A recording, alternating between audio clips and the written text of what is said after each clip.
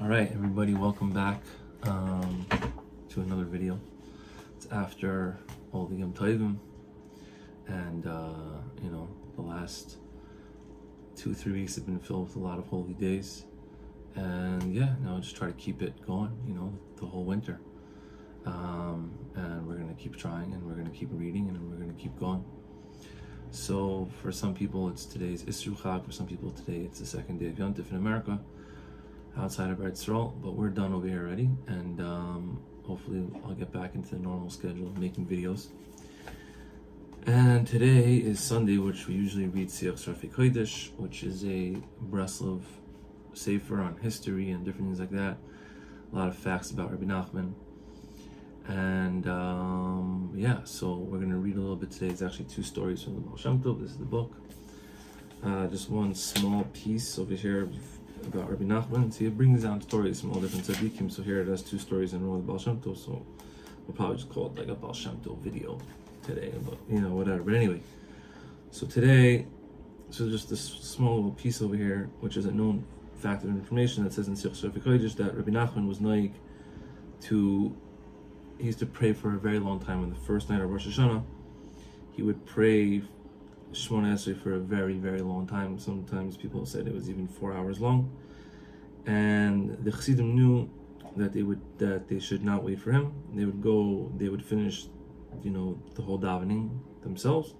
They would go to their houses to eat, and then they would come back to shul, and they would find Rabbi Nachman still davening, because he went around 4 hours long. That's what it says up there. Okay, that's how I knew that. Yeah. All right. Now here's stories of the Baal Shem Tov. So,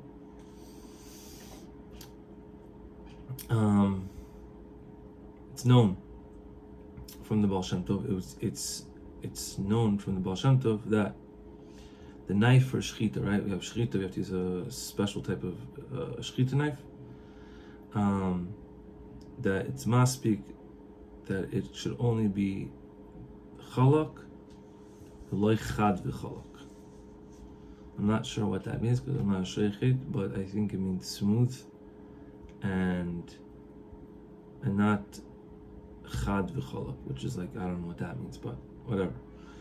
Anyway, after the Baal Shem Tov was nifter, the Maggid of Mezrich, who took over from the Baal Shem Tov, basically continued on. He went l'chomra that the knife should be chad v'chalak, and this made the Baal told this Yaakov Yosef very angry because he was also a student of the Baal Shem Tov, and I guess he was angry because why is the Maggid of Mezrich changing the minhag of their Rebbe, the Baal Shem Tov, right? So he went from his city of Polania, right, to Mezrich, and he came to Mezrich on Erev Shabbos. And when the Maggid of Mezrich came out to meet him, so he asked him right away, "Why did you change the minhag from our master, the Baal Shem Tov?" And the Maggid of Mezrich says, "Bisman Rabbeinu HaBaal Shem Tov hoy be'emes maspik rak chalak." When the Baal Shem Tov was alive, it was enough that it would just be smooth. But nowadays we are chayiv to do chad v'chalak. And when the Toldos Yaakov Yosef heard this, he didn't want to talk to him at all because he was not happy with that answer. He wanted to go right back to his house for Shabbos. And when the Maggid of Mezrich saw this, he said, "No, stay with me for Shabbos, please, please, please." So fine, he stayed with him for Shabbos. And then on Friday night, the Toldos Yaakov Yosef sent his shamish to see how the Maggid of Mezrich was doing, by his tish, whatever, by his meal, whatever it was. And the shamish came, and he told him.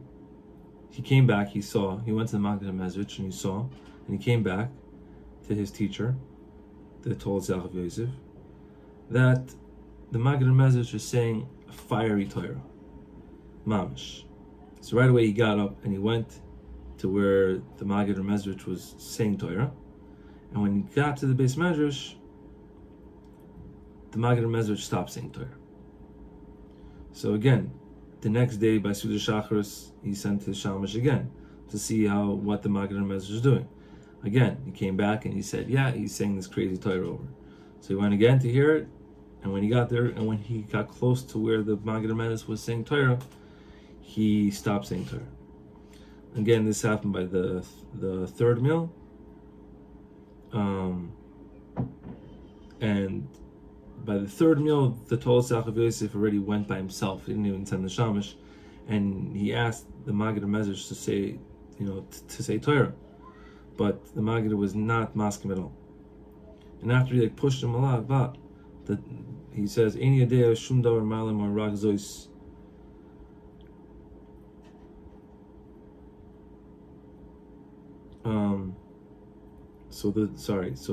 So he was pushing the Maggid HaMezrash to say this a lot, and the Tolosach of Yosef, sorry about that, he finished off and he was like, you know what, I don't know anything, all I know is that a Jew needs the midah of ratzon. So he really wants something, he'll do it, really he wants to want to do something. And the Maggid said, if you already know from this thing of the will, from the ratzon, how special it is, so I don't have to say any more Torah to you. So I have no idea why the story goes with this, why it starts off with the shechita knife, but okay, I thought I wanted to get a little bit of a resolution on that. I think I saw a different version somewhere where there was some Inyan about that, but I guess this is just showing some Inyan of tzaddikim. Okay, now we have a little bit of a longer story. So this story is actually a known story. I mean, some people would probably know the story, but this story is the Sipor, just in the middle of this Chelik Beis over here, the story of the Baal Shem Tov's journey to Eretz Yisroel, which this is the version that is Makubal by the Bras of Hasidim, because there's a few different changes in here and there.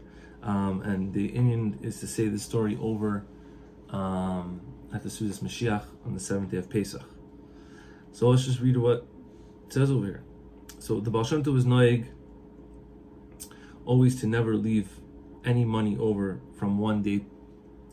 When it was end of the day, he made sure that there was no money, and then the next day he would have other money, right? He only wanted money specifically for that each day, whatever it was. So also when he went to Eretz Yisrael, he also was noig to do this, that he made expenses for one day, for that specific day, and he would get money, and so the Baal Shem Tov was traveling to Eretz Yisrael like this, and he went from kfar to kfar, from village to village, from city to city, right? And he only cared because he was going from one place to another place, so he made enough money to go from one place, and then when he got to that new place, he got other money and everything like that, and he was just living mamish from day to day, like they say. And he put all of his trust in Hashem, that Hashem would send him everything he needed. And who went with the Baal Shem Tov to Eretz Yisrael? His daughter Adil, and his shamish Rav Hirsch Sefer. And they went from city to city, from kfar to kfar, until they came on Erev Chag Pesach to the Eretz Istanbul in Turkey. Okay? Now the story deviates, and it says that in Berlin there was a very rich Jew who was not able to have children, Rahman al-Islam, for many years. And he heard the Baal Shem Tov. He heard about the Baal Shem Tov, how the Baal Shem Tov was coming, with all these different miracles and everything like that. So he decided to go to the Baal Shem Tov, right? So that he could ask him for a bracha to have children. So he went and he prepared his wagon with the horses and everything, and a lot of money. And he went with his wife to Mezhebush. And when they came to Mezhebush, they figured out where the Baal Shem Tov lived. They went there, and the people in the house said, no, the Baal Shem Tov left now to go to Eretz Yisrael. And they asked, which way he went, and they went after him. And they were like always one city behind him, right? They went to this place, and then they say, oh, where's Baal Shem Tov? They say, oh, he already moved on to the next city. And they were going and going and going until they got also, they also ended up in Istanbul on Erev Pesach. And since he was very rich, he rented a very nice room in the upper part of the hotel, and he got food and everything, and he, for the Seder and everything like that. And after he set everything up, he went to look for the Baal Shem Tov. And he thought in his head that in such a big city like Istanbul, it's going to be very hard to find the Baal Shem Tov. And he said, I'll go to the beach, to the sea that everybody's coming in from on the boats, because maybe we'll see where he's going to come, maybe he's there. So that's fine. So that's what happened. So now the Baal Shem Tov goes back to the Baal Shem Tov. So now when the Baal Shem Tov got to Istanbul, he also went to the same hotel. But since he was so poor, he only rented a tiny room in the basement. And Adil asked him, what's going to be with the Seder? What are we going to eat? And he didn't answer, and the Baal Shem Tov did not answer at all. Rak hifter koles, and he said, Hashem yazor, Hashem yazor, Hashem will help, Hashem will help. And he went to the shul, and he stayed there. And because she had such bitachon in her father, she did not worry about it at all. And she went to wash clothing for the Chag at the Chayf Hayam, at the beach. And now, this Gvir came over to her. She saw the Baal Shem Tov. And she says, Ken, the Baal Shem Tov came here, and he's my father. And he's in this hotel at the bottom floor. So the Gvir was very excited to hear this. And he said to her, when you go back, you guys tell your father that you should join us, for the Seder. We have everything, all the food and everything like that. And when Adil came back, her father was there, and she told her father the Baal Shem Tov from this nace that Hashem did for them, that Hashem set up for them a beautiful place for the Seder. But her father did not see any change on her father's face. He wasn't so, whatever. He didn't look either sad or happy. He was just, okay. So after Ma'ariv, the Baal Shem Tov came to the cheder of the Gvir, and he didn't speak anything. He just did his Seder. And after he did the half of the Seder, he turned to the rich couple, and he said to them, I already know why you guys came, and you already answered. And after he already, meaning that they were going to have children. And right after he said this, he went up with, right after he said these words, his neshama went up, because he was so attached to whatever he was attached to the spiritual world up in Shemayim.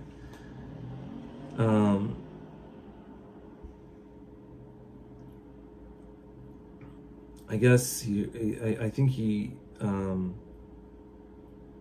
was there. Hold on 1 second. Okay. So basically, the Baal Shem Tov, what happened was, I'm going to skip a little ahead and go back to that part, but he said that they saw that he was very happy. And he was in Dveikis, and they saw that he was very happy. And he said over that at the time that he blessed them, that they should have children, there was a major kitrug that came onto him, like a bad thing in Shemayim, right? Because this couple were mamish akarim. She had absolutely no ability to have children at all. Right? And she can't give birth at all. But now, since the Baal Shem Tov gave them a bracha, so in Shemayim they have to change for them the teva, the regular nature, the regular way of the world, completely, which is a huge thing. Right? If someone is not able to have children, chas v'shalom, and whatever I'm saying, they don't have this thing, the ability to have children, so Hashem has to change their whole bodies to have children. It's crazy. Think about that. So when the Baal Shem Tov went up, he heard that they said in Shemayim that the Baal Shem Tov lost his Olam Haba. And when the Baal Shem Tov heard this, then he said, B'simcha, if so, I will serve Hashem without any Olam Haba. And now I could serve Hashem without any pniya or klal, without any trying to impress anything, any of this stuff. And when they saw in Shemayim that he was willing to do this, so no, they said, okay, fine, you could have the Olam Haba back, and also this couple will have children. And now he had such happiness and this great light on his face, and everything was great. And then the Baal Shem Tov continued the Seder. He didn't speak, and when he came to the words in the Haggadah, La'oisi in the Flois Kidoilos Levadai,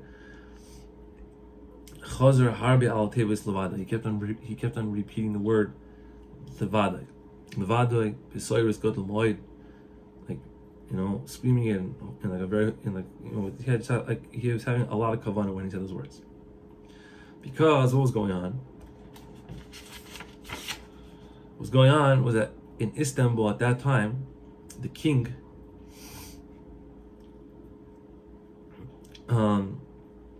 at that time, unbeknownst to the Jews, the king there in Istanbul made a gezerah with his, you know, with his members, whatever, his advisors, that they're going to kill all the Jews in a very, very terrible way. Because, and he said that they're going to kill them on the first day of Pesach. And all the Sarim and all the members, all the advisors, they all swore with each other that they were not going to tell this, this gezerah to anybody, so that the Jews won't be able to find out, and it'll just come as a surprise, because they didn't want them to try to be able to be mevatel with tefillah or other ways, whatever.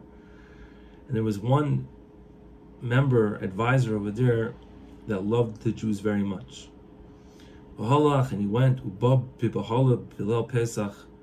he came like, really tripped out, all scared and everything like that, to the parnas of the ear of the Jews, just like whatever, but one of the people, one of the askanim, and he told him this great secret.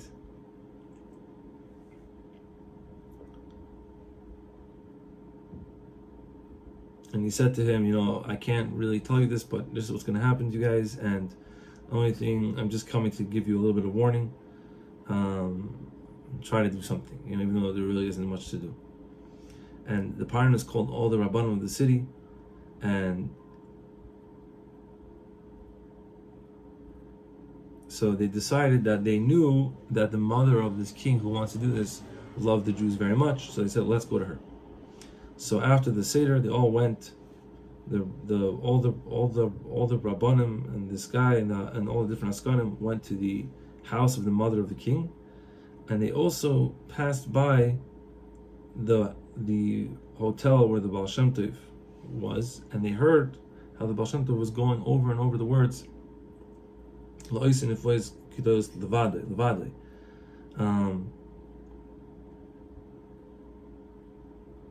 And they said to themselves that if this Jew knew, but they didn't know it was the Baal Shem Tov, what type of gezerah is going on right now, he wouldn't be mislayev kochach. He would be like more worried about things, And when they came to the house of the mother of the king, and they wanted to go into her,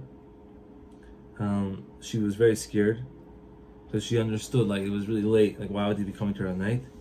And she took them inside, and they told her about this gezerah, that her son was geyser on the Tosh Ve'er.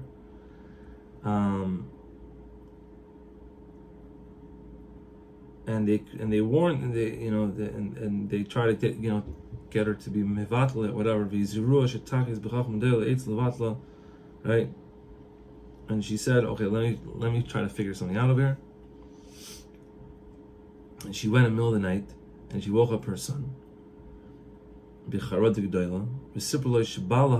she told him that her husband, who was the king, right, who was dead now because her son was the king, obviously, but her husband, who was the previous king, came to her in a dream, and like a great fear and a greatness, and he said to her,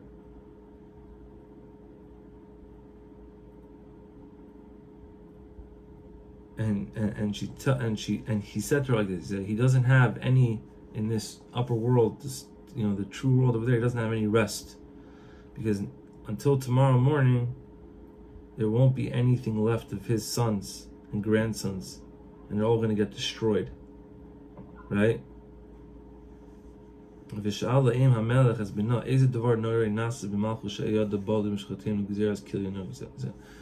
she asked the king's son, who she's telling this dream to, she said, what did you do that's going to cause something like this to happen?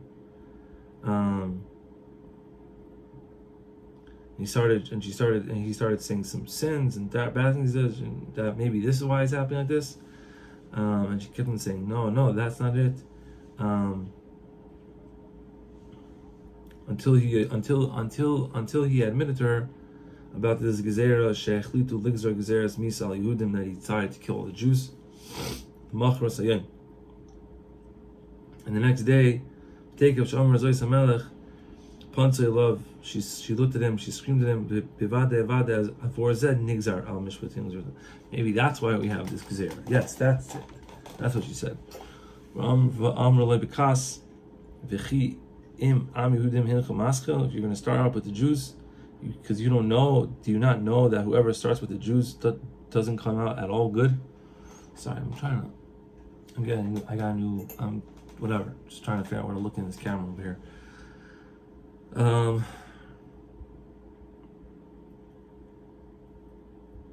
She said, right away, go rip up this gezerah, and don't let anyone know that it even happened. And because he was so scared, he took the letter of the gezerah and he ripped it up. And she came back to her house and she told him everything's fine, that everything's good. And they went back to their house and to tell all the Jews everything was good. And after a few hours, they were okay. So this whole situation took a few hours. They were going back. They passed by the hotel again.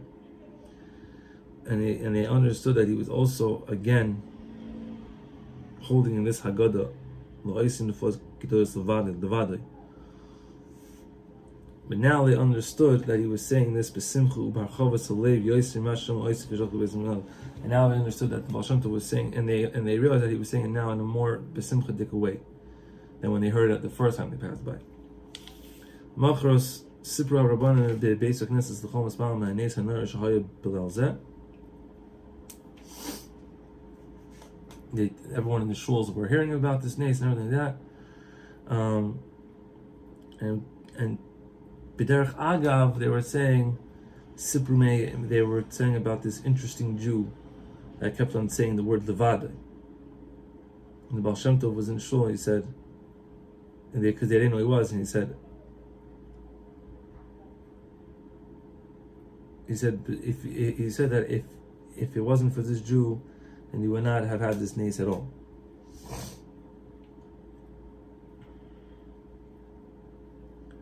So I guess the Baal Shem Tov was doing big avoidance in Shemayim to be mevatel this gezer.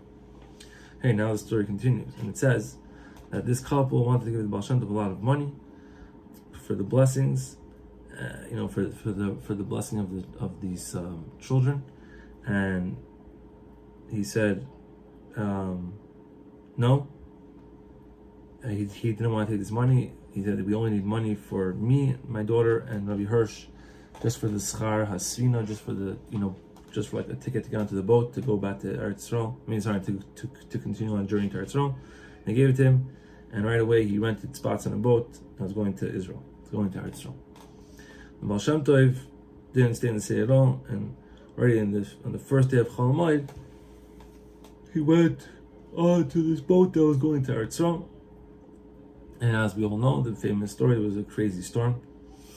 And everybody was in major sakana, major danger.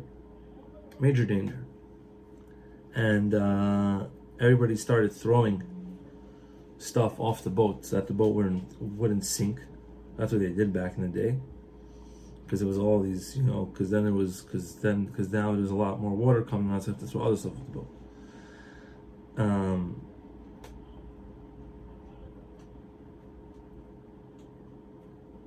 So the Baal Shem Tov said, I know why this is happening. He said either it's because on the reason why we're having this gezerah right now on this boat that's going to happen to us is because Hashem wants to have a lot of writings and all these lessons and all these Torahs that I want to reveal to the world, but it's not ready, right? It's from Hashem, from Shemayim. It's not masking that they should be let out into the world. Oy al bitoy, or on his daughter, right? Right. For some reason, on his daughter there was a gezerah too. So if those two things left the boat, either the daughter, either Adil or the writings, everything would be fine, right? And Adil said, "I'm ready to jump and give up my soul so that I'll save you guys." and they took her and they put her into the sea. And then she said, and she's ready to go, and they put her in the water, and then she said, no, let me back up. And she commanded her father to throw the writings into the sea, because she knew that a big neshama would come out from her. What's going on over here? A big neshama would come out for her that would also bring out more beautiful teachings and svarim better than what the Baal Shem Tov was going to do. And that was Rabbi Nachman. V'kach asu, and that's what they did. They threw the writings, and then the sea calmed down. And then they saw that they were getting closer to a island, and they brought them there, and they all went up there to recover from whatever it was, this crazy storm. And now the last part of the story is the Baal Shem Tov went with his daughter Adil and Rabbi Hirsch to walk around the island, and these roitzchim, these murderous guys called the Idamaks, the Haidamaks, whatever, I think that's what they're called, right, in English, came and they captured them. They wanted to kill them, and they tied them all up to each other. Nan Rabbi Hirsch Bitzakal Baal Shem Tov Rebbe Madua Shaitim, and why are you being quiet? Do something. And Baal Shem Tov said, I don't have any moyach at all. I don't know anything, and I can't do anything to save us. And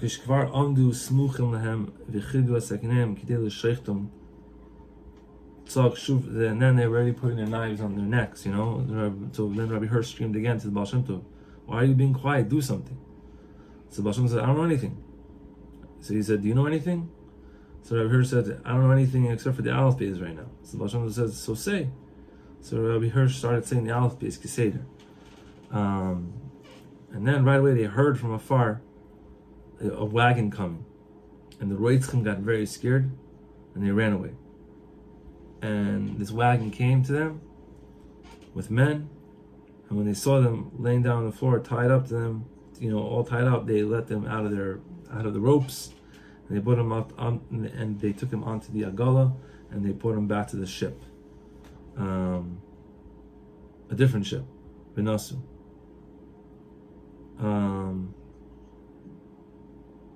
And then the boat went the wrong way. I guess the other boat left already, so they were on this other boat, and this boat went the wrong way, and they realized on Shvi Shal Pesach that they already were actually back in Istanbul and not on the way to Eretz.